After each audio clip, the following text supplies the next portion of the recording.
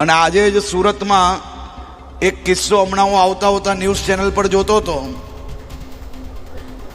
કે કરોડો રૂપિયા જોડે આમ આદમી પાર્ટીનો કોઈ એક દિલ્હીથી આવેલા નેતાના પીએ એનું હવાલા કૌભાંડ કંઈ પકડાયું છે. અને વિડીયોના દ્રશ્ય તમે જુઓ તો આગળ આમ મોટી ઠોકરી રૂપિયાની દેખાય છે. આ રૂપિયા છેલ્લા 1 વર્ષથી દર મહિને અલગ અલગ જિલ્લાઓમાં આજે યુટ્યુબ નામની ચેનલ ચલાવતા લોકોને આપવામાં આવતા હતા. અને ગુજરાતના લોકોને અને ગુજરાતને કઈ રીતે અંદર ઝઘડા કરાવી શકાય તે પ્રયાસ કરવામાં આ રૂપિયા વપરાતા હતા. આનું આખું ષડયંત્ર આજે ખુલ્લું પડ્યું છે.